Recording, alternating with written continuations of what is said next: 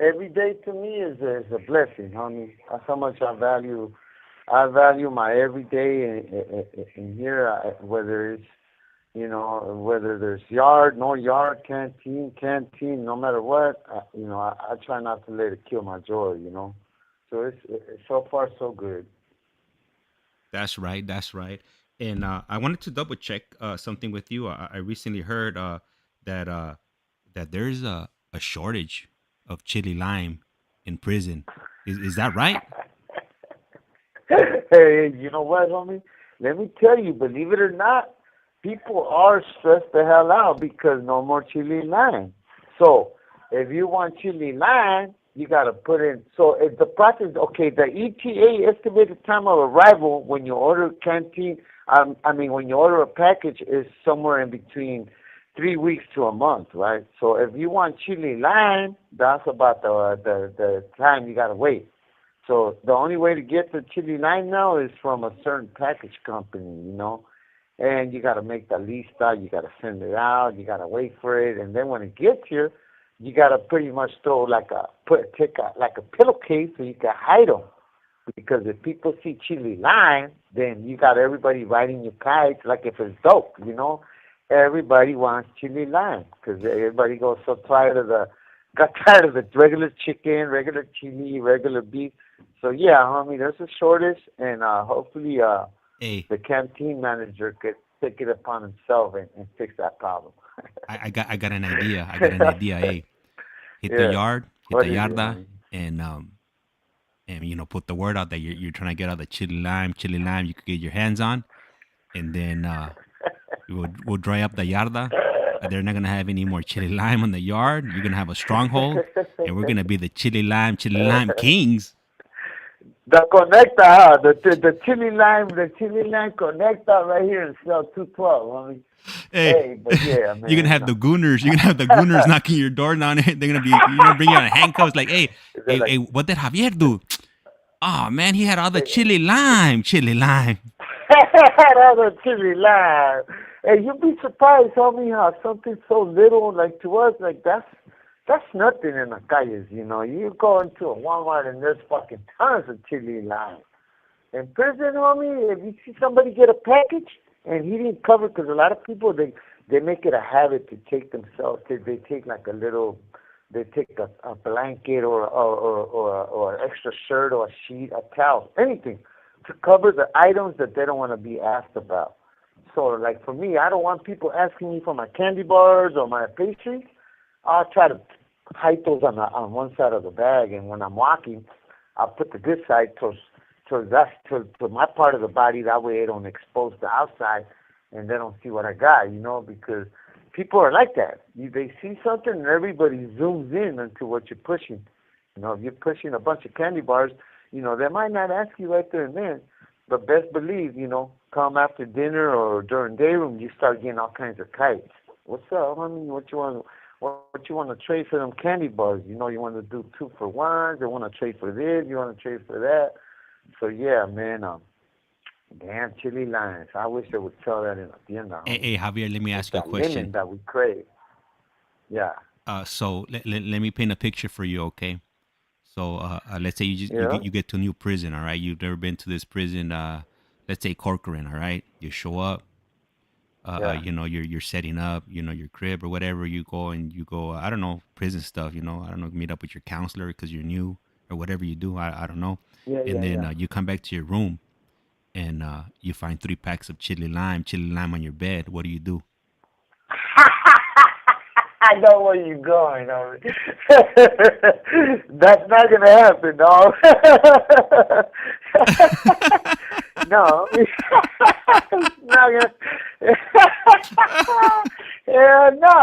I'm gonna step back out, homie. And I'm gonna say, hey, I'm gonna tell the popo. I say, hey, homie, you guys better finish cleaning up this cell because there's some chili lines that don't belong to me, and I'm not. Ain't nothing for free in La Pinta, homeboy. Hey, you wouldn't have said despensa en la tira and somebody leave some chili lime right here in my bed.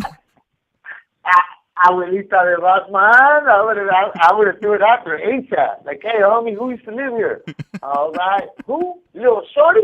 Hey, Shorty, you better come get your shit, homie, because I ain't got, Not chili lime. Yeah, give me a candy bar. Ah!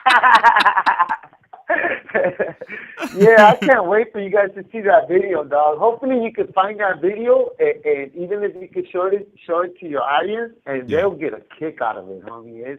It's fucking straight comedy at its rawest form in prison because we hate that they have that fucking video because I don't see it, like I said.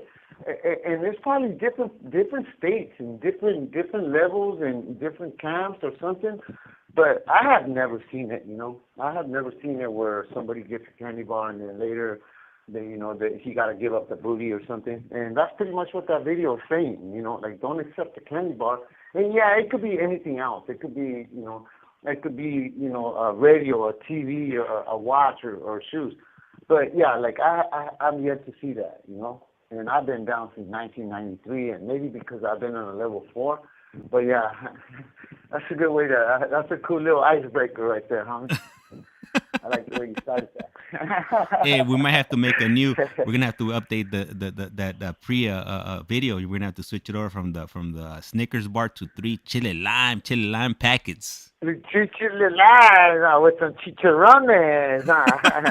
But yeah, homie, what a life, like it gets me to, I don't know if, sometimes I think, am I the only one that thinks like this?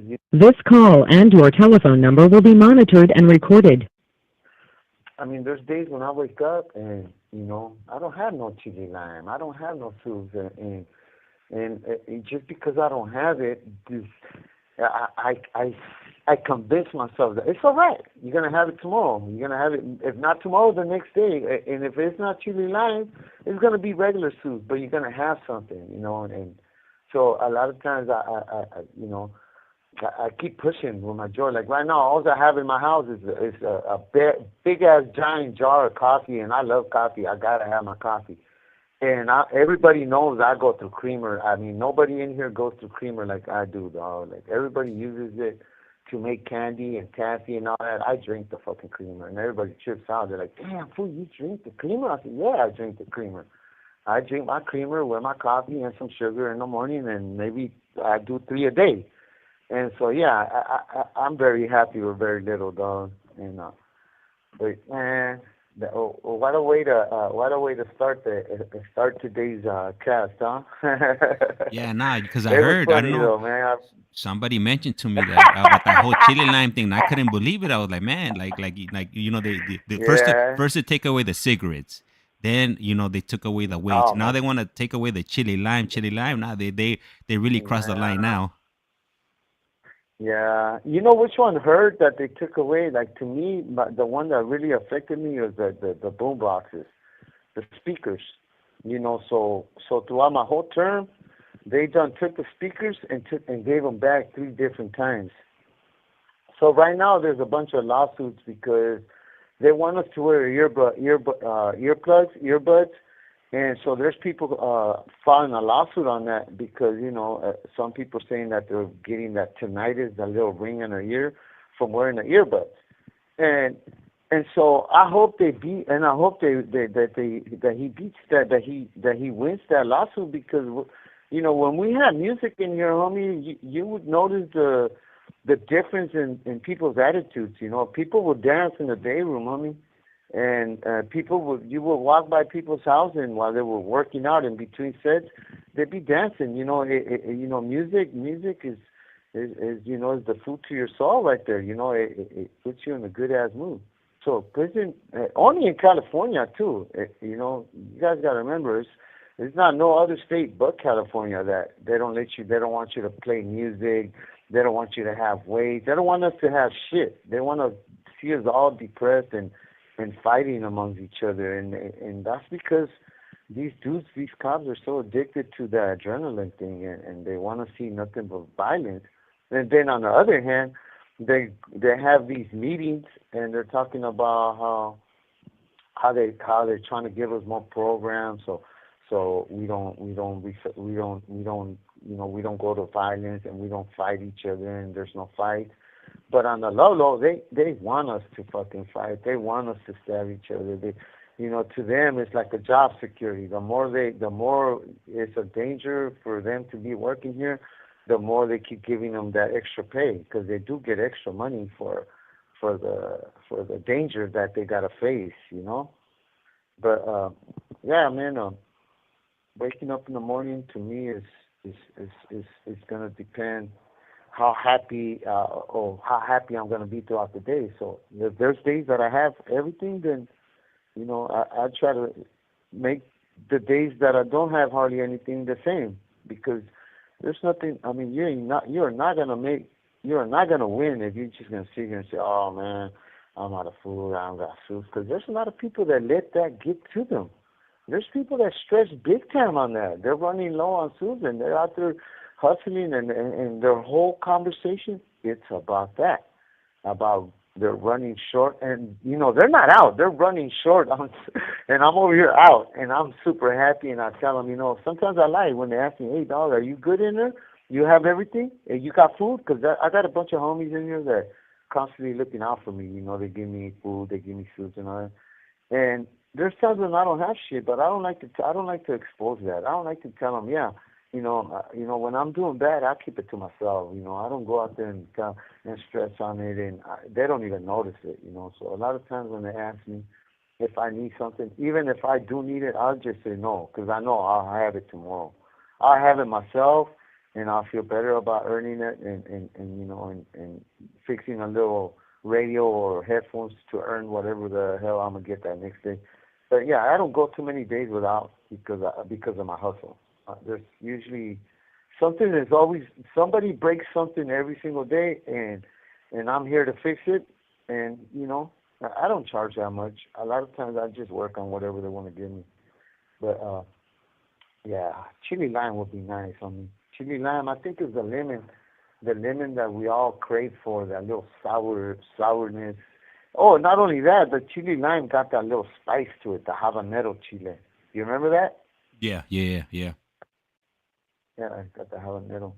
But yeah, right now everybody at 1 o'clock they're gonna release David, so I thought yeah, I'm gonna go ahead and give you guys heads up. It's gonna be loud in about 3 minutes. They're starting to release everybody, and sometimes I get a lot of people coming to my door and asking for coffee and giving. This call and your telephone number will be monitored and recorded.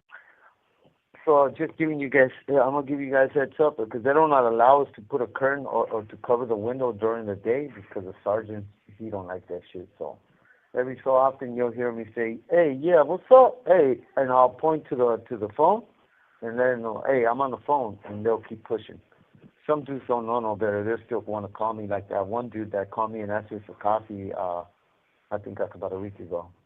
And he don't know no better. And it's not worth the little argument and me getting mad and whatever. So what was that? Do you remember where I left that? I was still in Salinas, huh? I Was think I was still, you were on the part of. I think somebody was gonna get hurt or something. Like You somebody, have 60 seconds remaining. oh like the. yeah, yeah. Okay, so I was talking about how well, when I was there, I could tell you I seen the most stabbings, the most yeah, I could say it was right there, and the most accidental, the wrong calls were, when I ended up going to the hole, when I locked it up, it was from that prison, and when I got there, I didn't realize how much how much how much the mesa was in trouble. The ones that were in charge of voting who was going to get hurt until I got there. And so when I got there, that was the whole talk of the whole was like, "Oh yeah, homeboy's done," and I'm like, does he know that? Is he still in the yarda running things? And they weren't even aware, and I was in the hole. All right. So for anybody listening, 15 minutes were up. He should be calling us back shortly, and he'll go ahead and continue with down his journey inside the California Department of Corrections. And if I'm not mistaken, this is when he was still on the main line, and then I'm sure he's going to get into ultimately, what events transpired for him to actually end up on the other side, and he's gonna go ahead and get into his transformation also of where he's currently at, and the programs he's in, if he's going to school, and what positive things he's currently doing from from behind the walls pretty much. So hopefully it calls us back sooner than later. And I know I was mentioning about being able to take live calls for those of you that do have any questions and want to ask them, voice to voice. I was actually testing out the system yesterday. Definitely made some great progress on that, and hopefully on the weekend, when we bring on Jesse Nava and David Lopez, we'll have some engagement from our listeners, and you guys could go ahead and ask any questions you would like, and there he is.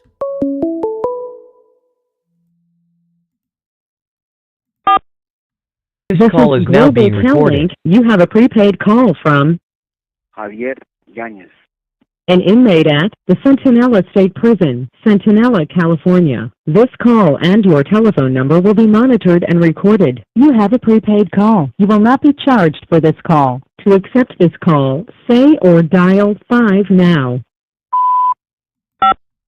Thank you for using Global Tel Link. All right, Javier. Yes, sir. All right, it's all yours.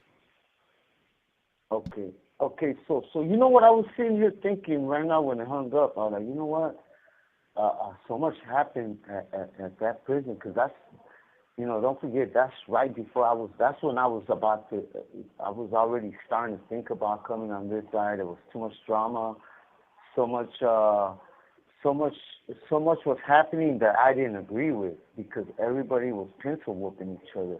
And it was like a major power struggle, because at that time, they were already thinking about letting out certain individuals that couldn't be out there in the yard because they won a lawsuit where the state of California granted certain lawsuits for people that were long-term doing long-term shoot terms. That's at the time when they were doing the hunger strike and all that.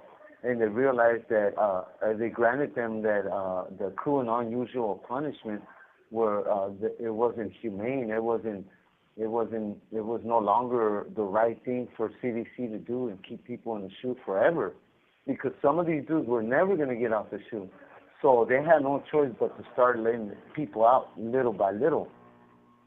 So people were coming out, and people that had never been really been in the yards and really, they weren't hands-on. All they did was pretty much getting all the gossip from people, and people were like pencil whooping each other, telling on each other, and telling, oh, well, Humble did this, he did that, he got homie whack, he got this.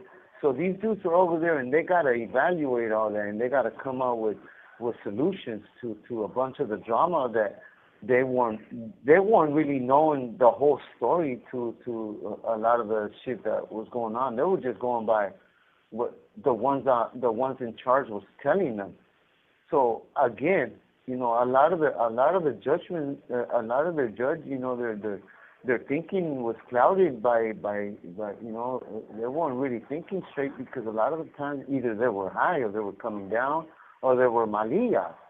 So who is going to make the right call in that kind of frame of mind, so I always felt that, it had anybody take position into deciding who was going to get hurt and who wasn't, it had to be somebody that was clean living, sober living, to be able to make the call, and a lot of these dudes weren't, and I seen that firsthand, and I used to hate that part. I was like, every day I woke up, I was like, man, I know I don't want to keep doing this. I don't want to be feeling what I'm feeling, because I always felt bad for people, man. I felt bad. I would see how bad these dudes were getting whacked, and I couldn't help but to think about their mom, their dad, their kids, whoever loved these guys, and I would put myself in that position, like, man, I know, because throughout my whole term, they always wanted to get me. they didn't like the fact that who my crimey was, and I was writing on it, because I'm gonna be real, I was writing on the fact that I didn't have to really, I didn't really have to do the same or as much, but I did participate. You know, I wasn't like taking full super advantage of the fact that I didn't have to do certain things, but I did do it. You know, and so throughout my whole term, they didn't like me because, you know, I would kick it with the raza. I would kick it with the paisas, the ones that are born from Mexico. And then you got the sureños, and they were like, hey, what are you, you know? And I was, like I said, I think I said it in the past, I would always tell them first, you know, first I'm Mexican, you know, my mom and dad are Mexican, you know, and, you know, I'm from a gang in San Diego, so if that made me a sureño, you know, I was oblivious to that. I had no idea that, you know, by becoming involved in a gang in San Diego, that automatically I would have to be sureño. But I was born in Mexico, so I always considered myself a Mexicano from a barrio on this side. So when I used to go out to yard, I would go from kicking it with for a little while. I would kick it with the sureños, and then for maybe the last hour of yard, I'll go kick it with the paisas, you know. And so a lot of the sureños that would see me kicking it with the paisas, they didn't like it. They would tell me, hey, homie, why are you always kicking it with the paisas? So I would know pretty much the politics on both sides. I knew what was going on with the paisas, and I knew what was going on with us, you know. And the paisas used to tell me the same thing. I go, hey, perro, like, what's up? Like, you know, and, you know, just because the paisas don't mean they don't speak English. Some of these dudes, you know, they had to learn the English word because, you know, they had no choice. They had to be able to communicate with the other side, and they had to be able to come to understandings when things got bad. So they would ask me the same thing, like, hey, what, you know, you got a pig, you know, like, hey, homie, they picked for me. When I got busted, and I drove up to New Folsom, the cop told me I was a Sureño. I don't know, you know, I ain't never been to prison. You know, my brothers have and all that, but my brothers never shared nothing with me about. My brothers kept all that to themselves. They didn't never thought I was going to go to prison. They never told me, hey, look, if you go to prison, you know, pretty much they did not lace me up. So here I am now, a grown man, an adult, and I go to this prison, and I go probably to the worst prison you could probably go to for your first time. You know, where they're playing hard ball, they're playing super hard politics there. And I don't know. All the reglas, I'm learning them as I'm getting there. I already know the county jail reglas. You know, I know to stay with my own people, mind my own business, you know, don't do drugs, don't gamble. This call and your telephone number will be monitored and recorded. And so, I abided by all the rules. I followed every single, I walked a straight line, and so I get there, and I'm starting to see that a lot of people are not, they're not doing the same. I'm like, wait a minute. You know, here I am following every single rule. I'm not buying drugs from the bags. I'm not doing drugs. And I'm keeping it legit with everybody. But, and then you see the ones that are, that are in a position to call shots and decide who's gonna get whacked, who's gonna get a chequeada, who's gonna get a pass. And they're doing all the dirty shit, all the reglas that they're putting in place, they're breaking them all. And so imagine, like, if I could see it, I'm pretty sure everybody's scared to speak up on it. I never said nothing about it. It was dangerous to go against the grain, and we all knew. So a lot of us are, we're waking up to. We wake up every morning knowing that it's not fair. A lot, but everybody's scared to talk about it. So we just go about our day. We go to yard, and the minute you hit the yard, everybody, if something's gonna happen, they tell you, hey homie, kick it right here. Don't go over there. And if you go over there, hurry up. Like if it's by the bathroom area, use the restroom, bounce quick, get out of there.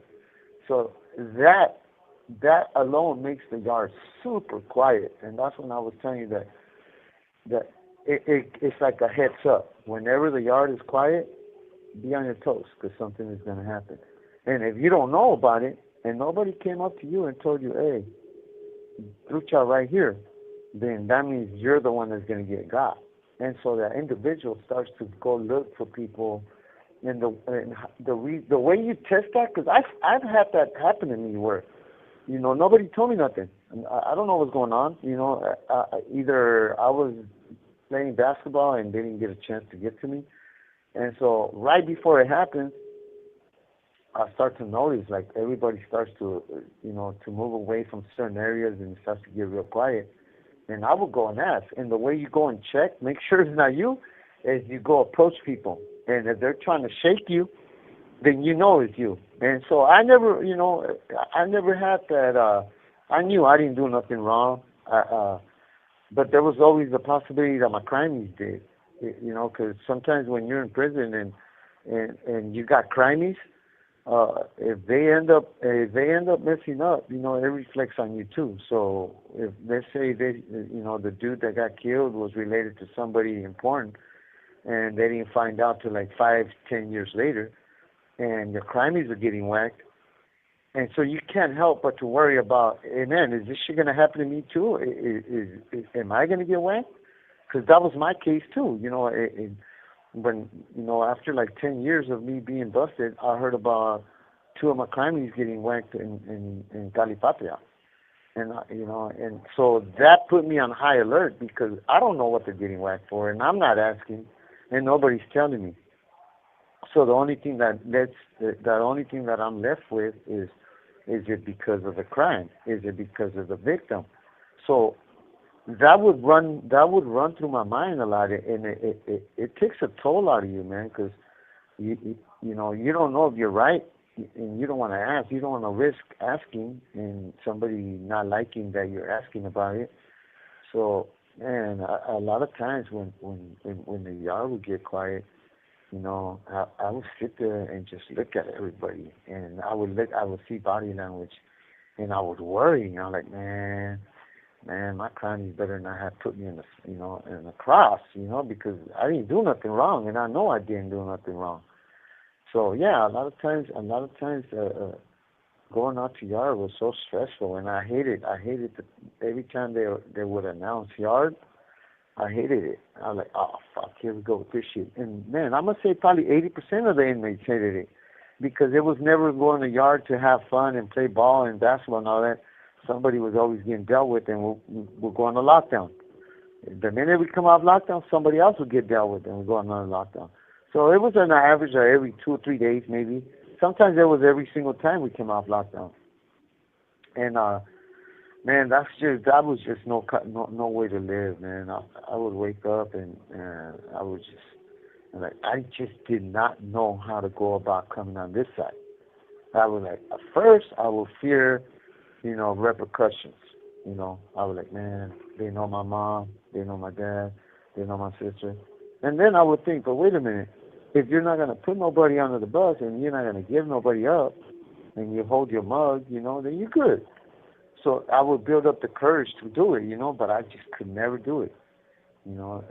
Like in my case, I had my cellie do it. I had my cellie do the whole thing.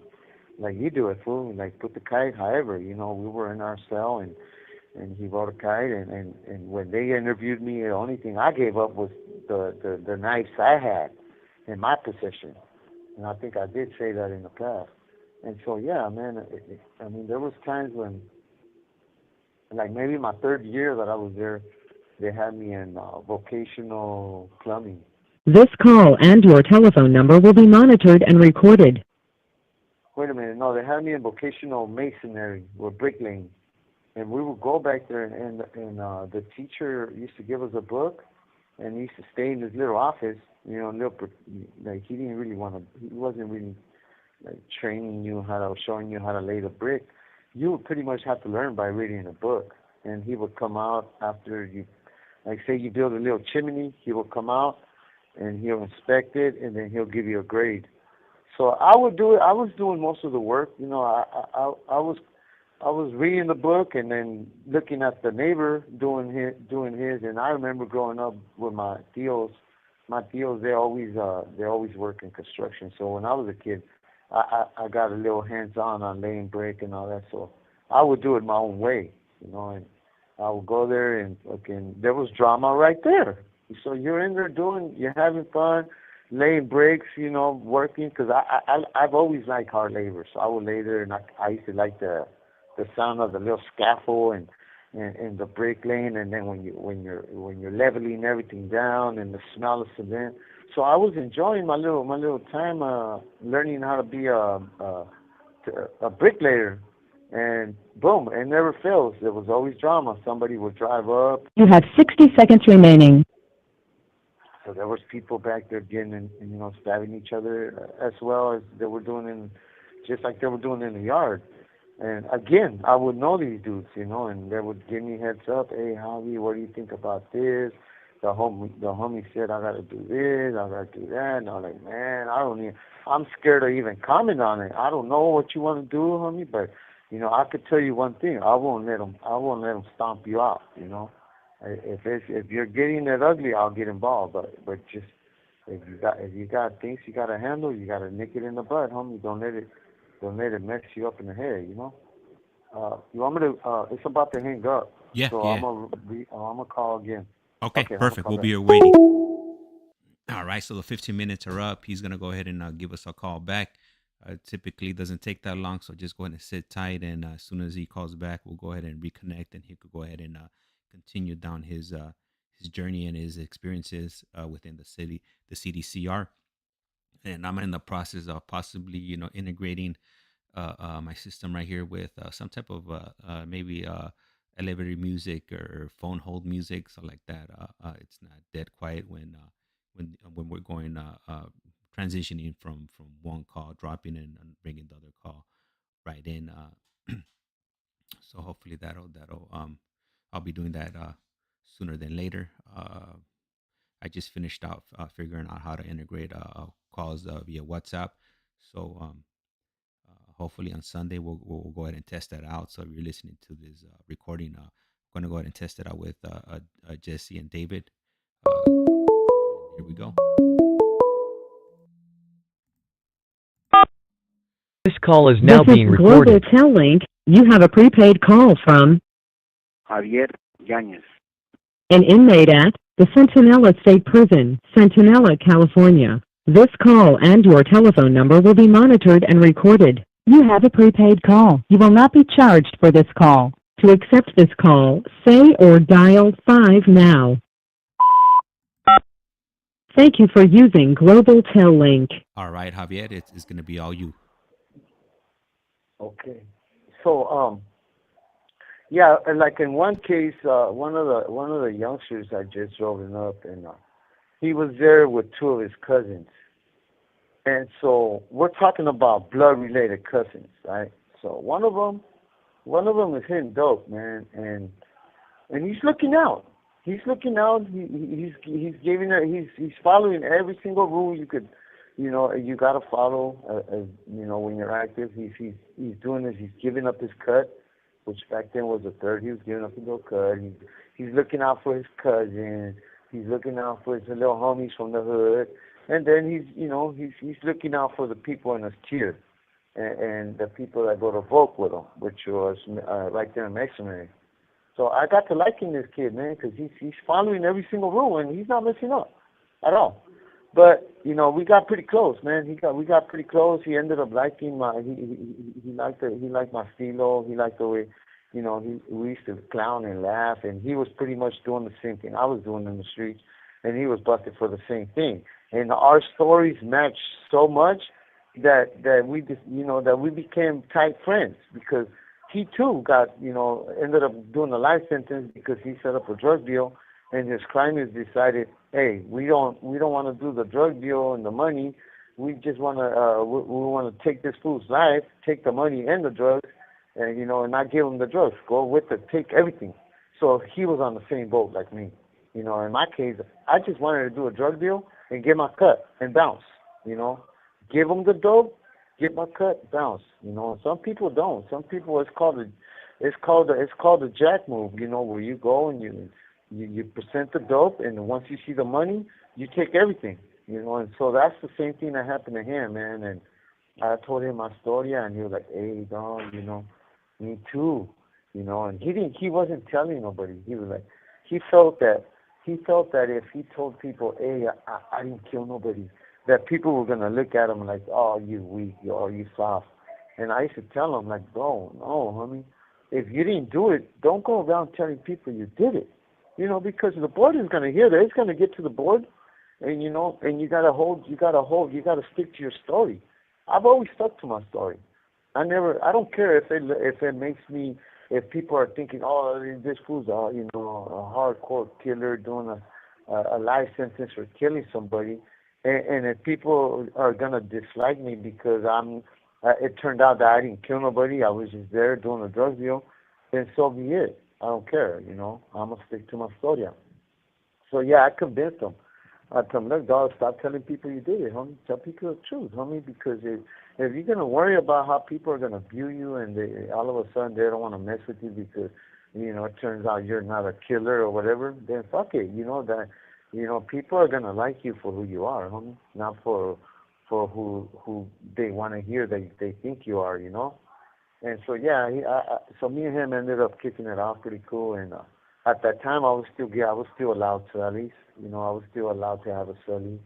And so he was not liking it over there because he knew that everybody was pretty much using him for his dope. People were just his friends because he was hitting dope.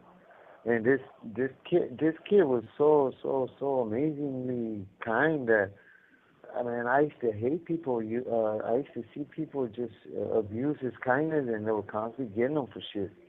And I told him, I go, hey, dog, if you're not happy over there, homie, especially his cousins were working on him. And he used to tell me, bro, This call and your telephone number will be monitored and recorded.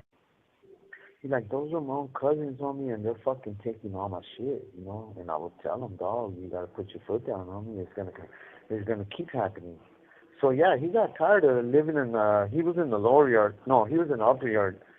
And so he asked me. He goes, hey, dog, can you move me over there so I could, get away from all these vultures?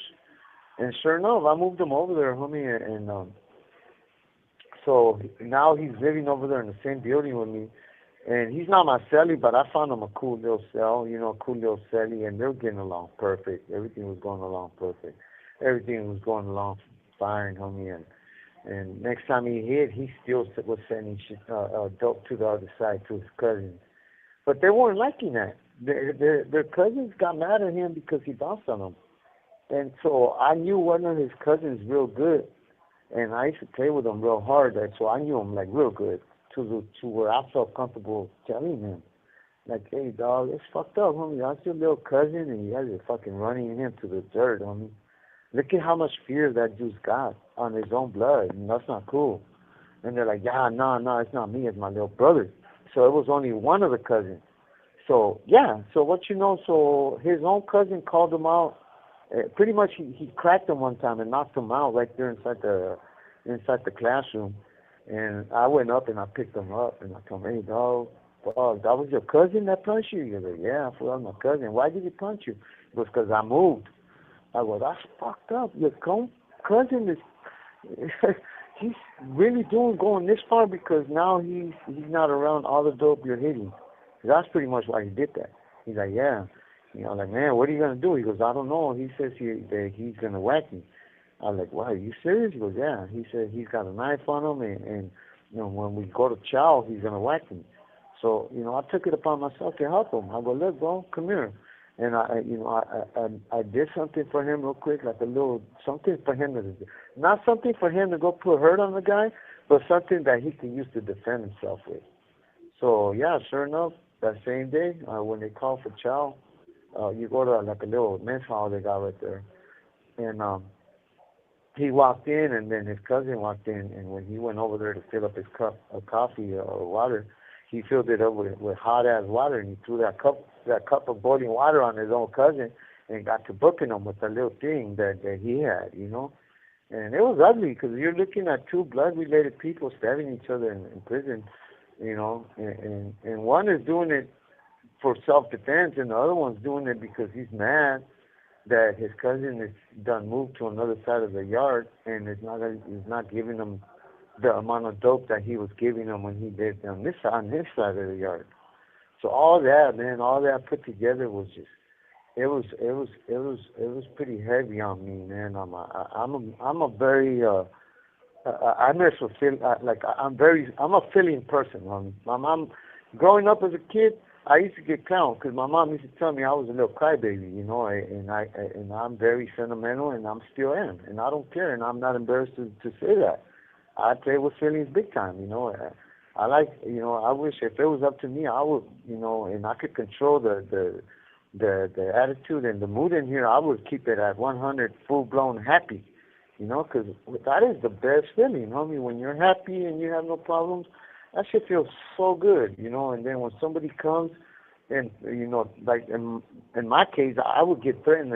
I would get threatened a bunch of threats. I always got threats, and I hated that part because I would have to resort to either violence or avoiding people. And I wasn't going to be avoiding people my whole entire term. So a lot of times I would confront it and approach it and face it and get it out the way. So a lot of that was just fucking I was getting tired of that. I was like, it seemed like that was just gonna either kill me in the future because I was gonna get tired of it and approach like the main ones that are calling these shots and really like lash out and get real ugly with them, or I was just gonna come to this side, and lock it up. But I just didn't know how to do it. So like I said, my celly ended up doing it for me, and that's the best thing I could have possibly done because since then, I was able to sleep in. I was able to relax. I was always like right now. There's times where I still get the little anxiety, when I see certain individuals that I know for a fact that don't like me, that I already bump heads with, and I called their bluff, and they didn't like the fact that they thought they were hard asses, they were bad asses, and I went over there and I was willing to go there with them. And a lot of times I'm still working. I'm still a work in progress. I'm still, I check myself. Why should I even worry about how they feel about me? Why should I even have to go and go call their bluffs? So, so I could give them the little benefit of the doubt, or make them feel good about how mad they got me. So a lot of times, when I see certain individuals that I know for a fact that don't like me, I just avoid them. If I've got to go all the way around the other stairs to make it to my house because he's going down the stairs where my house is closer to those stairs, I don't care. I'll go all the way around, and I don't care what he says, and he ain't gonna do shit about it. He's just all talk anyways. So yeah, that shit was just getting, man. That it was getting old, man. And I haven't seen that little homie since. But I'm gonna tell you what, when he did that, he got a little bit of fama. People never ever mess with him again. So sometimes you got to do that, dog. Like he's a lifer. He's thinking the same way. And I told him, like, bro, you're a lifer. You're in here for, at that time they were still not letting us out no more. So he was like, he had so much fear in him, and it reminded me of my first time when I got in trouble like that. And I told him, like, hey, bro, you got to block all that out, homie. Don't think about it, because the more you think about it, the more either you're not gonna do it, or it's gonna affect your mental health. A lot of these dudes that can't handle stuff like that, they're constantly looking over their shoulders. And I could tell you straight up that I don't do that. I could walk into any building, any yard, and I am not gonna worry about enemies, because I always make sure that I fix it and I nip it in the bud. And a lot of times I do the peaceful way. Like I come in good faith and I tell them, look, bro, us getting into it is not, we're not gonna win. You're trying to go home, I'm trying to go home. We're already grown people. Why even go there? And I've actually convinced people that were hella violent. Like they always wanted to go through stabbings right away, and I've actually talked them out of it. So I consider myself like real good at that. Like I tell them, like, look, Dolly, we can go there, homie, but what's gonna be the long term effect? Never getting out of prison, and what? Because you're worried about how I was gonna view you, or I'm worried about how you were gonna view me.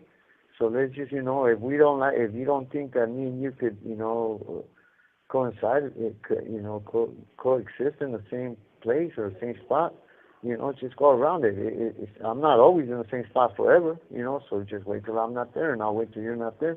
And I know people like that we agree to not being, we give each other 5 feet at all times. If he's in a canteen list and I see him, I stay away from him 5 or 6 feet. And we still, we don't give each other, ugly looks. There's times when we just nod our head like, what's up? What's up? All right, we good. We're still good. And, a lot of times we want to go check and make sure that he's still good. So, yeah, I still got a couple people, I got a lot of people always hating on me, especially because I'm always happy, and people, for some reason in prison, people that are miserable and always in a bad mood, they hate to see when people are laughing and smiling. And I've seen it happen to other people where they're going after. This call and your telephone number will be monitored and recorded. Going after him, hey, why are you always why are you always laughing? Why are you always happy? And I'm listening this, I'm looking at this from far away, and I'm thinking, it speaks on, it's self-explanatory. Look at, because look at you. You're always miserable. You're always unhappy. What are you getting out of it? This dude's happy, man. He's got people around him. When you're happy, you got people that want to kick it with you. When you're miserable and you're always mad, nobody wants to kick it with you. And I see a lot of them dudes here. And they're walking around with a frown and afraid and their chest all up. And a lot of times they're all hush puppies, homie. A lot of times it's just all they're all soft. It's all a front. They feel that it's like a defense mechanism. They feel that if they're walking around. You have 60 seconds remaining. If they're walking around looking hard, nobody's going to mess with them. You know what I mean? Do you want to get in with like a little question maybe? Well, you know what? Like 60 seconds, man. I just want to go ahead and let you know that Fish Slayer SoCal showed up. He's on his lunch break. Lunch break. He's listening. He's sending his saludos. Yeah. We also got Angel from Oxnard, Califas 805, and he puts "Keep your head up, Javier." Okay. And then we got Lifestyles Chronicles. Yeah. Good afternoon, everybody. 100% quick tap in, getting that carne asada burrito in that work truck. Listening to the fire ass content from the #1 live person show in the world. Gracias, highly appreciate it. And I'm gonna have to go ahead and share that with Javier because he's the one that's talking. He's the one he has the wheel right now. And if it wasn't for him, then you guys would be listening to me talking or a lot of quietness, which wouldn't be too fun. And then, all right, and then I'll go ahead and continue with Eliasman's message right now as soon as he calls back. Today, unfortunately, I'm not gonna be able to do a evening stream. I got that late shift at work today, so I figured, I got a few hours before I go to work. I want to go ahead and take advantage of it. I know normally I don't run streams this early, but this week is gonna be kind of difficult for me to do the stream just because I did schedule myself for the full week. Funds are running kind of low, so I got no choice. Gotta make a few ends. And but next week I got a lot of time off, so I'll definitely requested what was it, a Christmas Eve, Christmas Day. I'm not gonna work New Year's or New Year's Eve. All right, and there he is. This call is now being Global recorded. Tel Link. You have a prepaid call from Javier Yanez. an inmate at the Centinela State Prison, Centinela, California. This call and your telephone number will be monitored and recorded. You have a prepaid call. You will not be charged for this call. To accept this call, say or dial 5 now. Thank you for using Global Tel Link. All right, Javier, thank you for calling Yes, back. sir. And then I'm going to go and continue with the messages. Eliasman also tapped in, and he put Iceman tapping in on his lunch break. And then we got another comment from Livestock Chronicles, and he puts Javier, it takes a strong-minded individual to hang up those gloves. The fear of the other side is the fear of the unknown. It's a beautiful thing once you know who you are inside and out 100%. For sure. And then Sure, homie. he also And puts it was. he put another message right here. He said, "Remember, misery loves company," and this was Lifestyles Chronicles once again. He says, "Misery, remember, misery loves company. Those who are the negative vibes always try to pull down someone who is driving it with positivity, 100%." And then we also have M Star Media tapping in. Saludos. I'm listening to finishing my work day. All right, so she's at work. So everybody's at work right now. They're on the lunch breaks. Yeah. Highly appreciating that you guys are tuning in. And then also, since I have most of you guys on here, SoCal, our Fish Layer SoCal, and Lifestyles Chronicles and Liceman, you guys were the ones that blessed us with those funds the other day. And since I got them on the phone here, I want to go ahead and just let you guys know that I did send those funds over to Javier, and he received them, I think, yesterday or today. So we're all squared away, Today. and just wanted to go ahead and thank you guys once again, for your generosity. No, for sure, man. For sure. Hey, man. I wish, you know what? I hear that they're at their lunch break, man, and I cannot wait, man. Like, one thing about me, I could say that even though when I was out there doing my little, This call and your telephone number will be monitored and recorded.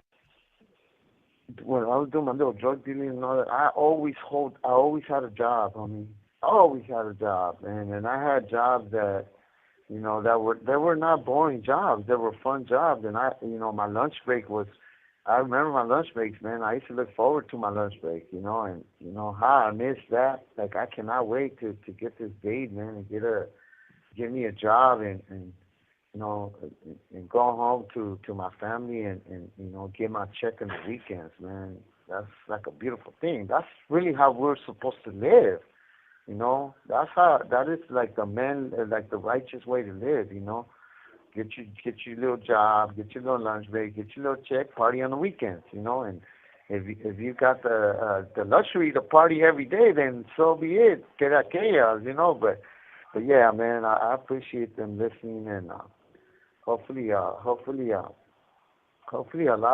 of it, I could actually learn a lot from this because it helps me open up that board. I think off the air, me and you on a private call, we were talking about how it's so intimidating, man. When I go to the board and I got these commissioners, and they're looking at me, because when they're looking at you, they're looking at you, homie. They're paying attention to little face expressions. They're paying attention to how you word things, and I mean, you're being watched so closely that you feel like it's hard to explain, but the feeling is so intimidating. So this is actually helping me let loose. I mean, I guess so. Come out of that. Come out of that. So worry or stop that little worry feeling that I have about how I'm gonna say things, and because I'm not a I don't consider myself a well-spoken person. Like, I'm still picking up words, but I do practice. I do get this dictionary, and I'm looking to learn how to say different words and how to word things, and I listen to other people speak, and man, I was like, man, that dude is like, I listen to a lot of like politics, like world politics, and I like to listen to what's going on around the world and what's going on with the president, and I surprised how easily they're well-spoken people, man. Like, the language is there, man.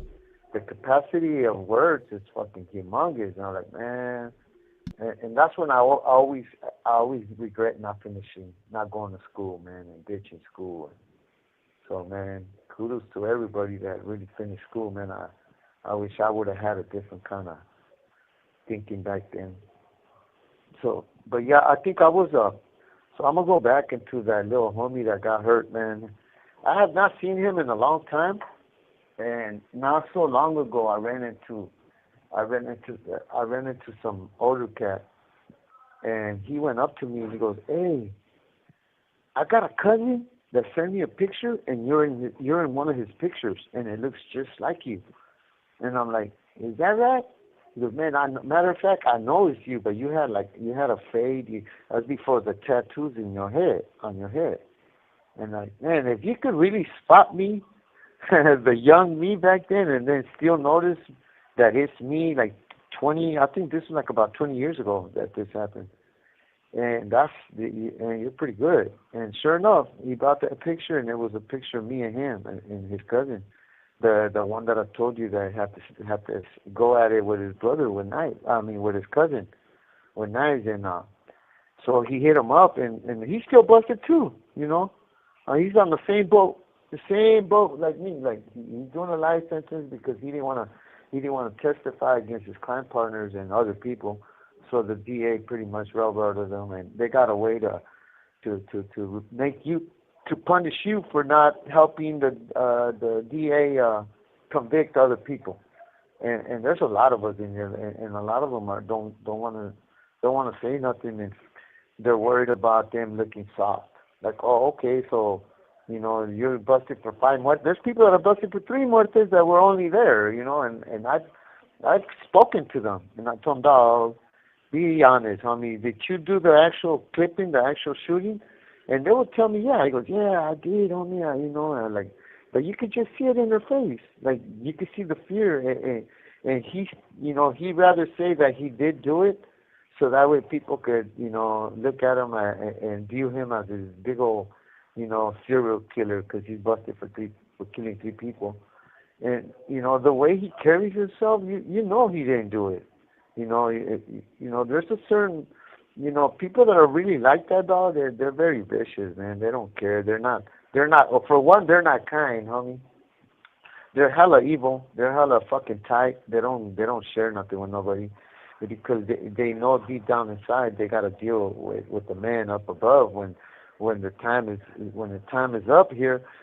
So I'm talking to people that are righteously guilty for killing people, that are, for even people that are innocent, senseless murders, and they tell me, they're like, bro, the thing about murder, when you kill somebody, is that it stays with you for the rest of your life, and that told me a lot. Like, wow. He goes, yeah, I never thought about it that way. He goes, yeah, Javi, it just stays with me forever, homie, and even though I don't go to church every day, I believe in God, and I fear the unknown. Judgment Day, is He gonna forgive me? And I always tell them, I go, bro, like, if in your heart you really do feel regretful and remorseful, you don't have to go to church every day, but at least mind Him, and do good deeds, be nice to others as a form of a sacrifice for you, that hopefully as you grow older, that He might forgive you, if you stay doing good deeds for others without expecting nothing in return. And I do that, and you know what? It's crazy. God works in the mysterious, the weirdest ways, man. Because there's times when, I'll give up my last sopita, and I feel good doing it. And no strings attached. I tell them, here, take this, my last one, take it. They're like, are you sure? Take it.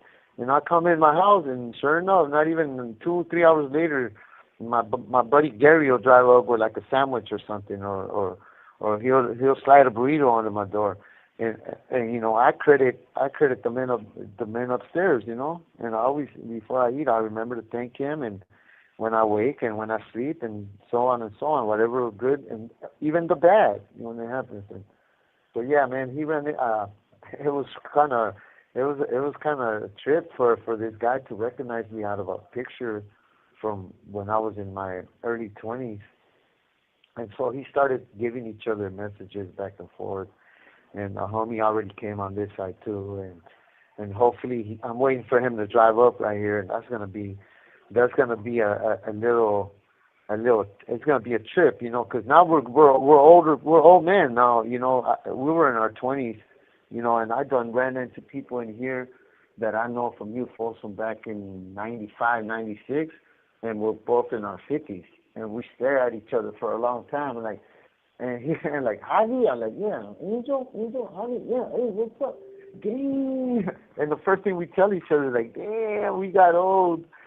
Of course, homie, this shit was like 20, 30 years ago, and yeah, there's a bunch of good people in here, homie. Like, it seems like the people that are trying to do good, the majority of them are lifers that been down, anywhere in between 10, 15, 20 years and up.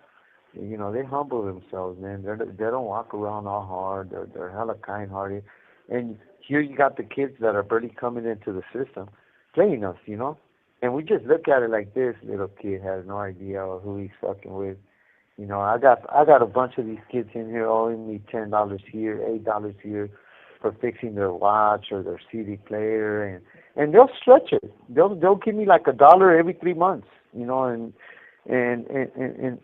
I don't get it. Like I talk to them like, hey bro, it's not the money, right? It's the principle that I fixed something for you and you gave me your word that come canteen day you were gonna pay me my $10 or $8, whatever.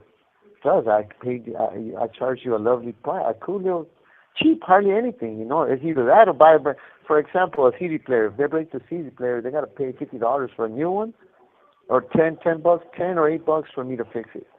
So a lot of times they come for me to fix it, and I fix it. I hate to see a CD player go in the trash, and so a lot of times I do it because I know I could do it, but I already know. Depending on who the person is, I'm already ready for it, so it don't surprise me. If it's a youngster, I know the odds are is he's just gonna bullshit. He's probably only gonna pay me half of that, and it's gonna take him like maybe 2 or 3 months, sometimes 5 months. There's this one Moreno dude I sold because I tailor. I know how to sew clothes too. I know how to hook up some clothes real good, and he's seen, and he don't have nobody in his own race that could sew. So he came up to me and he asked me if I could hook up his pants, and I did 2 pairs. And we're going on 4 months for him to pay me $8. Last time he gave me like a soap and 2 suits, and I just looked at him, and he just looked at me, and the look said it all. And I gave him my look like, hey, dog, like, hey, thank you, homie. But he knew by the look that like he was pushing.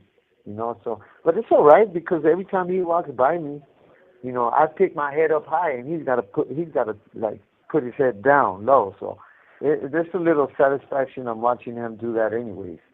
So it's just something, man. That in here you just gotta, you can't let the little things pretty much get to you because it's a lose when you get the let the small things get to you. It's gonna make me into the miserable ones. So yeah, a lot of times I just let all that shit go, dog, and yeah, it's gonna be a trip to see him. I'm expecting for him to drive up sometime by the end of this year, because the homeboy say that he got endorsed to this prison like about a month and a half ago, and when I got endorsed, I was gone within like 2 months from Kern Valley. I can't wait to see him, man. He was a good friend. This call and your telephone number will be monitored and recorded. So yeah, I think that was in 2004. I'm gonna tell you, maybe I'm gonna go into 2005 towards where I'm already every day I'm thinking about coming to this side, man. My celly was the same homie from my hood, and we used to bump heads a lot. You have 60 seconds remaining. Throughout the whole time, I'm trying to get him to get off the mesa. Like, hey, bro, this is not for you. You're gonna get hurt. You're only in it because you're getting the drugs. Leave this shit alone. And so we keep bumping heads because of that, and we used to argue all the time. And it's the same Sally that I told you I got in a fight with twice, but that made us a little closer, a little tighter, because he knew I had his back, and I knew he had mine. Because any Sally you have that is willing to fight you, you kind of want to keep. A lot of times they separate, and you're not going to win because he's going to always fight you, Sally's. It's hard not to have a Sally that you're not going to fight with. As long as you're not picking up a knife, it sometimes bonds you, makes you closer. So it's about to end up right now. Do you want me to call back? Yeah. We got time for one more. Okay. All right. So hey, so just remember LBC K what is it 15 with great power comes great responsibility. So yeah, so I'm giving you guys these wrenches because a lot of you guys are the ones that you guys tune in day after day, and I definitely need to have some good people around me, and so that's why I went ahead and bless you guys with those wrenches. Really appreciate you guys tuning in and listening to these conversations and keeping the chat going. All that helps us to get into the into the YouTube algorithm. And right now I just saw apologies. Let's see here. So I just saw that Lifestyles This Chronicles call is just now This dropped is being us. Global recorded. Tel Link. You have a prepaid call from Javier Yáñez. an inmate at the Centinela State Prison, Centinela, California. This call and your telephone number will be monitored and recorded. You have a prepaid call. You will not be charged for this call. To accept this call, say or dial 5 now. Thank you for using Global Tel Link. Hello, Javier. Yes, sir. All right. So before you go, you take control. I want to go ahead and read off a few comments, and then also I want to go ahead and give some recognition to Lifestyles Chronicles. He just dropped 4.99 towards the channel, so really appreciate that. And he put thank you, James. Hell Keep the yeah. positive message pushing, fire 100%. And then we do have some other messages here that I don't want to overlook. And then let me see.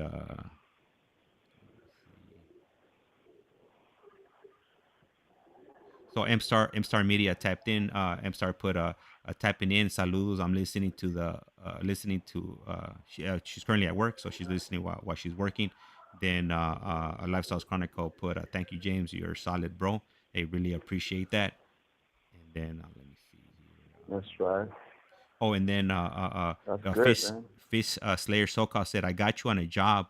Already know Javier. So he got a construction job for you in San Diego. Once you do come home, so Hell yeah. there it all. This is what I'm talking about here. Making these connections here and try to help these gentlemen out. When they come home and to transition Yeah. into regular life, civilized life, a lot easier. So something like that.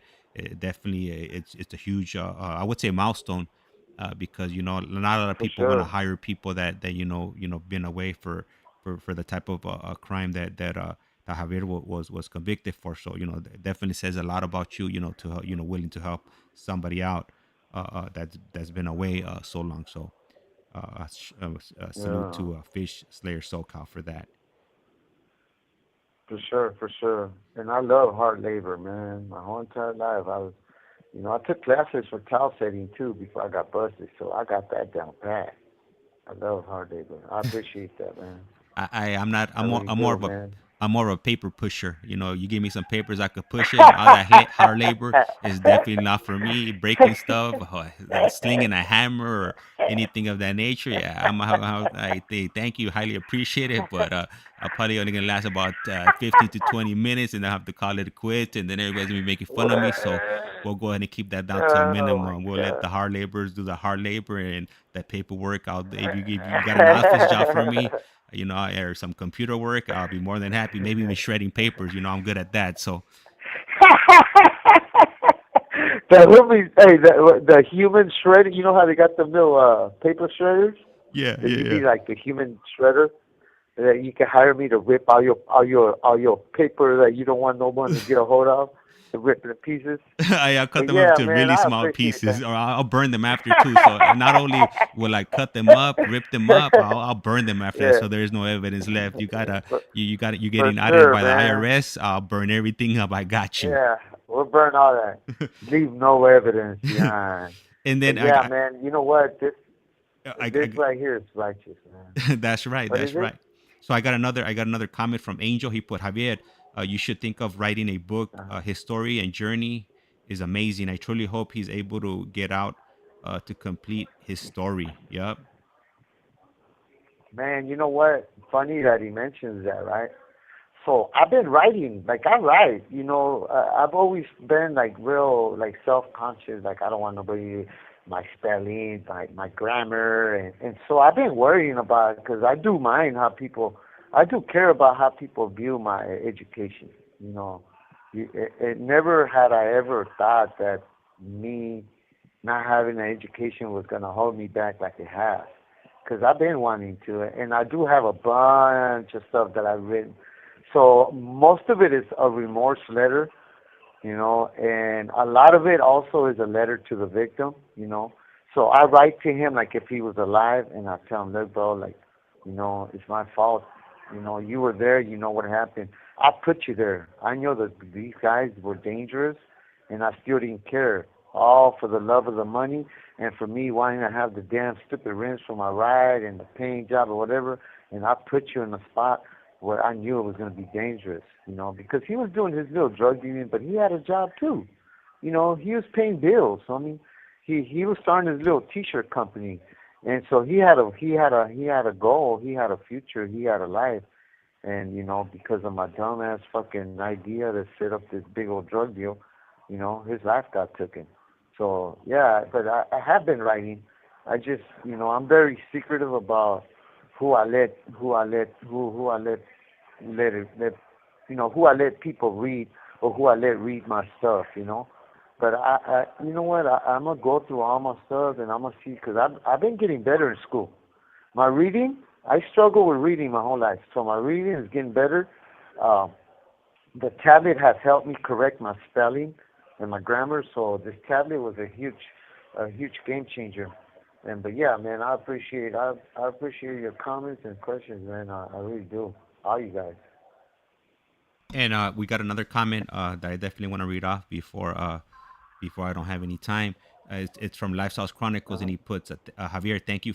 Thank you for This this important call and message. your telephone number will be monitored and recorded. Javier, thank you I for didn't this get it. I important didn't get it. message today. Youngsters Uh-huh. don't realize Yes. they can get charged for the crime when it wasn't even them. Facts. Ex- Exactly, exactly. And so a lot of it, when I decided to do this, was because of that, man.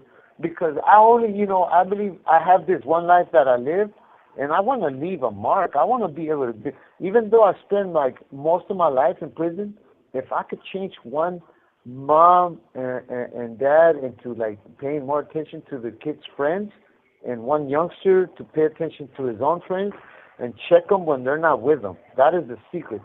Check your kid's friends when they're not with your kid. And the kid check his friends, even if you got to spy on them, man. Like one time, as long as you're not getting inside the bedroom and being a stalker, it's all right with it, man. Let your kid leave. Let your friend go somewhere and follow him. See what he does when he's not with you, because what he does when he's not with you could spoil over to when he's with you, and bring that shit into the family. And this was my case.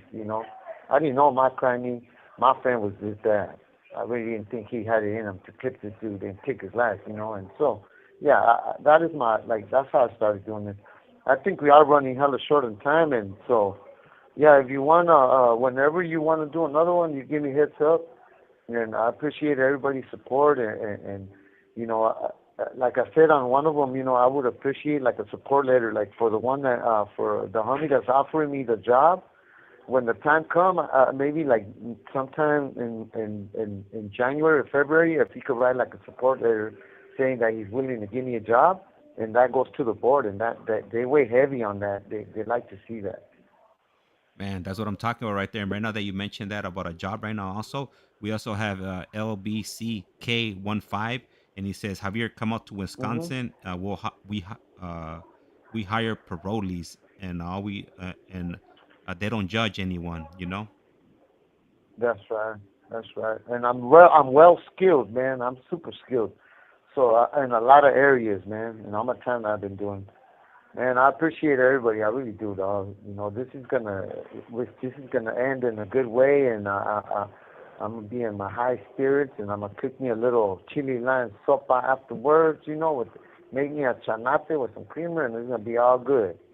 Hey, but you gotta, hey, don't tell everybody because Ah. everybody, they're gonna know you be the connect for the chili lime, and they might send the gooners over there. Be like, hey, Javier, nah, he's out of control with the chili They're like, lime. hey, homie. They're like, hey, homie, why you sending the cash app for the chili lime, homie? Is it like an inside name? I go, no, homie, it's really chili lime. Look, they can smell the limon and the pepper. You know what I'm saying? They're gonna be like, But nah, yeah, dog. Charles. They're gonna be Charles. Nah, we know you guys ain't talking about chili lime. No way you guys could be talking about chili lime. Just Hey, just tell us now. We know the hey, truth. Hey, we talked to James. James said that you guys weren't talking about hey. chili lime. Hey, you know what, man? My house got hit like 5 times when I got here, And I was like, what the fuck am I doing? You know, so I asked the cop, like, hey, what's up? He was like, I don't know, man, you know, that because you were in level 4 for so long, a lot of these dudes, either they know you or they know of you. And so they were coming in here making sure I didn't have no fierros, no weapons. And I don't. I Hey, said, man, I don't do that shit no more. hey, You know? they thought that you brought the Yeah. safe with you. They thought that you brought the prison safe with you. Wait till I get to the Astoria with the safe, man. It's something. That was mind blowing, man. The lieutenant kind of like, what the fuck? I said, I know nothing of it. I didn't know it was there. I still don't know it was there. I don't know nothing about that. I don't know what you're talking about. But yeah, that was something on me. Hey, did they take pictures of it? You got it in your report? Yes, yes. You know what? And so I got a copy of my incident report, and I'm gonna send you a copy of that, man. And hey, it's gonna blow your mind how much shit was stuffed in that motherfucker, man. But Hey, I'm not trying to, you know, hey, like glamorize and condone that kind of activity, though. hey, Javier. Disclaimer, right?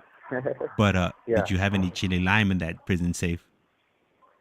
Nah, the chili lime, man, that shit don't stand a day in my house. How many chili lime is out? And man, if I have 10 chili limes, they're gone in one day, homie. And you know what? I don't hardly eat no state food at all, dog. Like everybody knows I eat the shit out of soup and beans and rice. And they call me the hardcore beaner. I go through bags of beans like a motherfucker, dog. And everybody laughs to make a bag last like a whole week. I go through a bag of beans every 2 days. It's like a little pound. But yeah, man. All right. What a trip, Hey, So you know, yeah, I just don't want it to hang up Yeah. on us like it usually does. How much time we got? You got the timer going? yeah, we got about 4 minutes left before it cuts us off. Oh, okay. You see? All right. I was over here panicking, homie. You notice I kept going quiet and shit. I was like, yeah, because I hate it when we're talking and just cuts us off, and then I'm over here going, should I call again? Hey, let me ask you. Because I always. You guys don't have Yeah, any go ahead. timers? You guys don't have any like digital timers? No. Or you don't have a timer no. on I got the- this fucking watch. Look, I got a watch, right? Yeah. But it's like one of them little stupid watches that you got to tap, and then it comes on. Yeah. And then, and once you're done tapping it, it only stays on for like about 30 seconds, and then it turns off again. Oh, So okay. it only comes on when I tap it to show me the time. So, yeah, I think you know what I'm going to do? I'm going to give me a little watch with a little timer so I could be aware of the time, too. Yeah. Because all that cutting me off like that, it don't feel too good. It don't feel too well when I'm talking and going, hello? And I'm pretty sure you get it on your side. You're like, hello, Javier, are you there? And what no, about- he's not. Javier, thank God. Yeah, go ahead. You don't have a clock or a clock app on your tablet? Hey, you know what? Yeah, I do. It's right here in the corner. It never even dawned on me, homie. It's right here in the corner. There it is. I don't mean, look at it. does it have the seconds and everything? Believe it. No, it just got the minutes. Oh, okay. But Okay. I could see the minutes. So once I know it's like a certain minute, I know I'm within the 60-second range. Yeah. Yeah, I'll start using that, man. I got so many people asking me all the time, you know, because I'm hardly ever on my tablet. If I'm watching a movie, maybe, or the music, but I try not to get attached to this thing because there's people that stay on the tablet the whole entire day, homie, and they do nothing.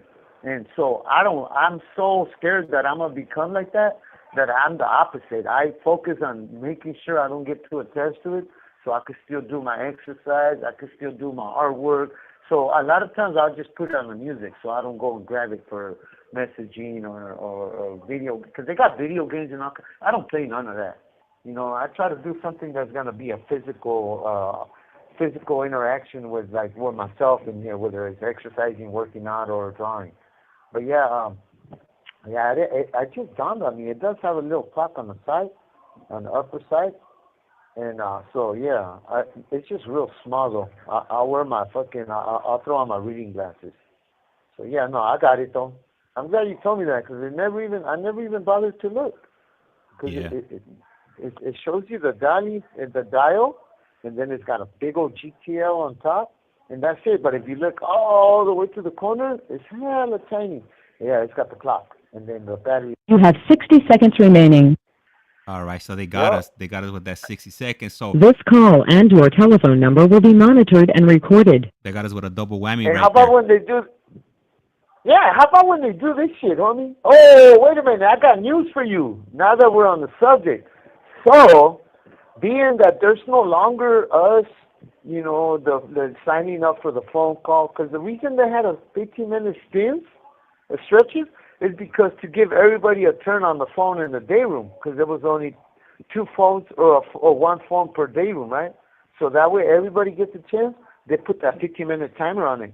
So the rumor is that supposedly they're going to do away with the 15-minute timer thing. So it's no What? longer going to cut us off. Well, yes, sir, Damn, that'll Bob. be That's it, homie. lovely. Yes, because having to dial back is like sometimes I push the wrong number and I got to restart.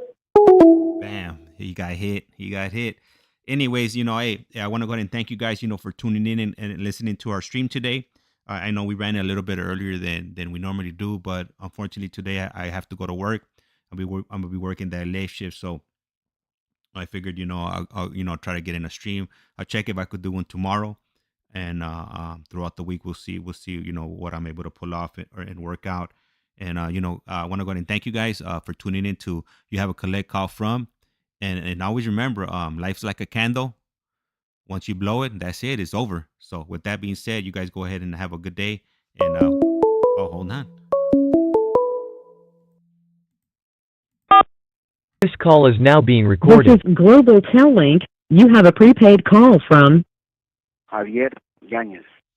an inmate at the Centinela State Prison, Centinela, California. This call and your telephone number will be monitored and recorded. You have a prepaid call. You will not be charged for this call. To accept this call, say or dial 5 now. Thank you for using Global Tel Link. Hello, Javier. Hello? Man, you pulled Yes, it. sir. I was about to pull the plug on the stream. Yeah, well, you know what? I had to redial because I thought, yeah, so that way you know that, like, they're working little by little, homie. They're gonna eventually limit the times they interrupt us, like the way they do the. Oh, this is a call from a California state prison, and then boom, then they give you the. Oh, you got 60 seconds left. They're gonna try to space that, like instead of putting it back to back, like they give us a double whammy earlier, because that's kind of rude, homie. Yes, we know it's a call from a prison. You only gotta tell us twice. Really once. And they remind you what, like 3 times, I think. Yeah. Do they do No, like 3? They do 3, It's huh? two times, and then the 60 seconds. Yeah, and so we don't need that so much of an interruption on her. I find that to be kind of super rude because sometimes there's people that are getting bad news from the house. Or maybe somebody's family member died, and you're over here crying with your mom or your sister, and boom, and you want to be rude like that. So yeah, they're working on that, man. Like where they give you that one warning in the beginning, and that's it, and then let the phone run. Being that we don't no longer gotta do that 15-minute thing because the reason it was 15 minutes is so everybody gets a turn. So now they don't have that. We all got a phone in the house, so we all have a phone. So yeah, it was important that I tell you that. I don't know when it's gonna go into play, but they're working on it. All right, man. That's definitely good news. Good news. And I want to go ahead and thank everybody that's tapping in. Lifestyles Chronicles, LBCK15, Angel, Lifesman, M Star Media, and Fish Slayer SoCal. And it was in no particular order. I was just reading from the messages going up. So want to go ahead and thank you guys for tuning in and listening to this conversation with Javier, and hopefully we're able to pull something off for tomorrow. And if we are, then we'll definitely go live, and Javier is going to be going through the next phase of his journey through the CDCR, and it's not as fun as it sounds. I know he's going through these stories, but it's really nerve wracking, and I'm pretty Yeah, it sure is. his stress level was through the roof. Going through these life journey, pretty much. So with that, Yeah, This call and your telephone number will be monitored and recorded. do you do I'm you, glad do you you, said that, man, because you said it for me. yeah Appreciate it. Yeah, it's easy. I mean, yeah, after you've gone through the fire, it's a lot easier, to recount or tell these stories. But yeah, I'm pretty sure when you Yeah, were there in the moment and you're like pacing around in your cell, because you have to hit somebody, or somebody might hit you, or your homie's gonna get hit, and yeah, it's not a fun time. Like I'm pretty sure like all kinds of thoughts are going through your no, mind. This is like what's gonna happen. Is this person not gonna make it, or all these stuff yeah. that you wouldn't normally be worrying about. When you're out here on the streets. Yeah, exactly. Because you could go places in the streets. You remember earlier, and one time I was saying, hey, you could go even to another country, another state. The world. You could travel. Right here, there's nowhere to go. And if you let it get to you, it's gonna get to you. It's ugly. But yeah, man, you put it exactly how I wanted it. Like you felt me, man. And I appreciate that, man. Because yeah, I do feel a lot of. There's times when I get so nervous of what I'm gonna say because I do at the same time I don't want to bring no nothing back into where I might end up getting somebody in my family hurt or something. So yeah, man, I appreciate you saying that, James. Yeah, and that's one of the reasons that I decided to start this platform, because I wanted to give a different angle of the whole prison experience. Yeah, I know a lot of people make it seem fun. Yeah, and I'm sure that there's the fun moments, but there's also Yeah, other moments. Sadness, grieving, like you just mentioned. People's families are passing away while you're incarcerated, or yep, be or putting a strain on your family also, because it's easy, to be in there and just have people send this stuff in to you, yep, whatever you need. But you're at the end of the day, it's a financial burden on your family, either way you look at it, because exactly. these packages, they're not cheap, and No. you got some people in here that want Jordans, and they want a pro club, and they want a For 52-inch sure. TV. So a lot of Yeah, the times I think to myself, is it something you need or something you want? So yeah. definitely, I'm more about a need, like whatever I need, because what I want, I could hustle, homie. And so throughout my whole time, like everything that I needed to survive in here, or to have and to be comfortable, I didn't really have to. I didn't ask for it. Like I was good with the TV because I need noise. I can't be in a cell with no. I gotta have some kind of noise going on in my cell. A lot of times I put the TV and I gotta. If it's not music, I put some kind of show and I watch it with my ears. So I learned how to watch TV with my ears, and every so often, when I hear something interesting, I will look at the screen. But I don't hardly ever look at the screen because I listen to it. And like if I'm drawing, I could watch a whole movie and just listen to it with my ears. And every time I interested part that I had to go and look, I would turn my head to look at it. But yeah, I could. I got so used to doing that. And yeah, those are the only things that I do felt I needed because I couldn't be in here with listening to other people's conversations and noise outside. But the rest is luxury, man. And so it does, you put it exactly how it is, man. Like it's a financial burden, And there's a bunch of people in here doing drugs, and they're calling their parents talking about they need this, they need that. And the minute they go to the store, guess what? It all goes to the connector, and that's sad, homie. I see that and I'm like, whoa, that's ugly. But yeah, man, you couldn't have put it better. hey, Javier, right now. So right now, earlier on, when you were speaking, you said something. I don't recount exactly the words that you said, but those words that you Hmm. said made me. I think I come up with the outro for the channel here, and it's gonna be "Life's like Yeah. a candle. Once you blow it, it's lights out." Exactly, huh, boy? And we're about to blow that damn candle out, You know what I'm saying? Yep. huh?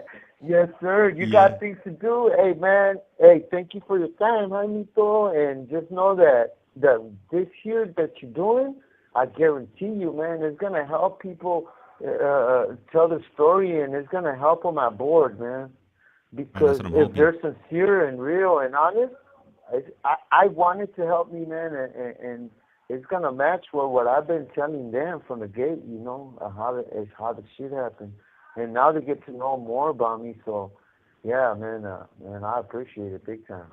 All right, all right, and don't get caught up on that chili lime that caper I was telling you to pull off. It was just a joke. So if the Gooners are listening, it was just a joke. This not involve any type of illicit substances. We're not building the underground railroad to traffic No criminal chili lime. thinking. No, no, no. Yeah, so Yeah, man. they might be Now bringing you it up got on me board. hungry, homie. Hey, get the Yeah, chicken now you got me patty. hungry. I Get a know. chicken patty. Put the chili Yeah, lime on that's top of it, and vámonos.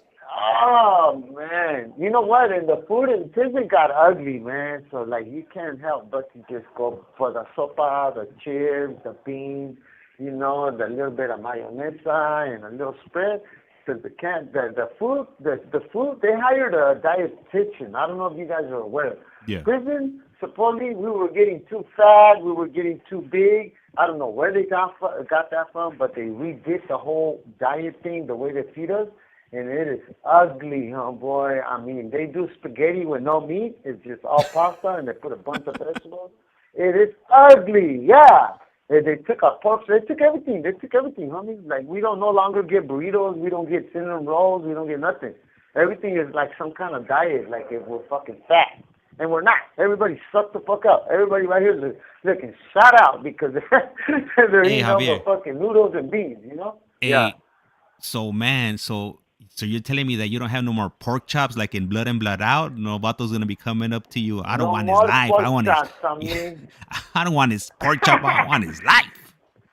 They said, "Papi, don't look at me, papi." Hey, you know how much we clown in here about that movie? Papi, don't look at me, papi.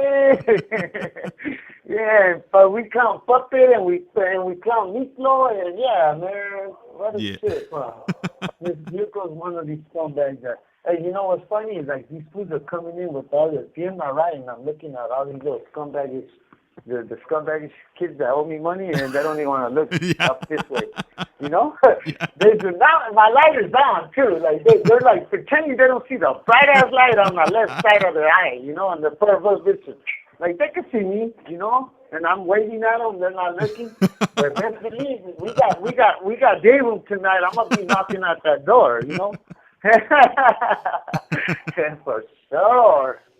That's gonna happen. Yeah, they're still not looking. Yeah, but man, let me tell you, James, you're a good person, man, and you helping us out like this is gonna really help a lot of us, man. Because I know, what? Somebody told me a couple of the names that do the podcast, and it's funny because all them dudes are my buddies. Yeah. I go to group with these dudes. I do domestic violence, and wow, man, like you couldn't have picked the best. The most sincerest people, because that's who I hang around with. I know a lot of these dudes for years. One of them I go back like 15 years, and so yeah, you got the right people on there, man. You really do. Hey, and it's a trip because my boy right there, the one that hooked us up, that did the introduction. Yeah. He was supposed Yeah. to. So in the middle of COVID, he got a level 3 override when he was still on the main line, and he was supposed to go over to Lancaster. And then the day that the bus or the Grey Goose came to pick him up, they were testing. You had to get tested, before you jumped on the bus, and his tests came back Yeah. inconclusive, so they didn't let him jump on. So he got Yeah. stuck there. And during that time that he was waiting, waiting to get rerouted, back to Lancaster, it never happened. He ended up, things went south, and the wind was definitely blowing, but it wasn't blowing in his favor. And he ended up right here where you guys are at now, but you see, like, look at how things work out now. So he made it there, and we were able to make this connection, and who knows what would have happened to him if he would have gone to Exactly. Lancaster. So he still This has a is day to meant come to home. happen, homie. Yeah, this Yeah. is meant to happen, and I'm a firm believer in that. What happened, I believe my story was written, homie. That's why I don't complain. There's nothing I could have done, changed. I think what was going to happen happened, and yeah, I could have. Now it's easy for me to say, oh, I should have chose my friends different. I shouldn't have done that, but I believe in that, man. I'm a firm believer in that. We're behind of our story. Our story's already written. We're just catching up to it. You know what I'm saying? So yeah, this was meant to happen, homie. And you couldn't have picked. Like I could tell you straight out, I could vouch on all the dudes that are on there. They're living what they're claiming to be, and they are who they are. They are. You know what I mean? And because I've done time with all these dudes. We've been down the whole life, and I run into them in different prisons. And one individual, it was we've been on each other for. Matter of fact, we got enough when we were kids. We got into a fight over a soccer game, So we had our little story as our little bumping heads and all that, and we became super friends, super good friends afterwards. So there's a way to to mend things, when you do wrong or when you argue with somebody. So yeah, all this is for the good, man. You're doing good, man. I appreciate it. Hey, thank you. You're doing good too. You're doing a public service, by sharing your story instead of, just keeping it locked up in your head and police reports and court documents. You're shedding some insight Yeah, and what you went through, the things you've done, and hopefully it help it reaches the correct people, and it helps them navigate the other direction, instead of going towards the yeah, negativity. Focus that on either going to school, education, picking up a trade, or doing something else. yeah, Hopefully the next step of our channel would be to connect the dots and provide information as far as if you want to go for school, You have vocational 60 training. seconds remaining. You This know, call and your telephone number will be monitored and damn, recorded. they got us again. They got us with the double double whammy. whammy. Yup. Yeah. So Double whammy! I'm telling you, they gotta fix this shit. If you're listening, Mr. Warden Man, Mr. Chingon upstairs, hello, get this shit. But yeah, man, everything, man. You know what? Let me tell you. I don't know if you another thing that you're not aware of. So supposedly they're gonna do away with the correctional officers now. They're gonna be all psych psych doctors and psychologists that are gonna be running the prisons, and they're going to be dressed in regular clothes to make us feel more humane, more like we're not in a prison, we're in a rehab, so to speak. And so yeah, the whole judicial system is doing a whole makeover, homie, because they realized they were exaggerating about all the time they were giving everybody, man. Only in California. all right, all right. So this time for reals, this time I'm gonna go ahead and cut the stream. So once again, I want to go ahead and thank all of you guys for tuning in, and you are currently listening to You Have a Collect Call From, and I'm gonna go ahead and try out this new slogan here. I got, or once I cut off the stream, and it's gonna be life's like a candle. Once you blow it, it's lights out. And with that being said, I'm out.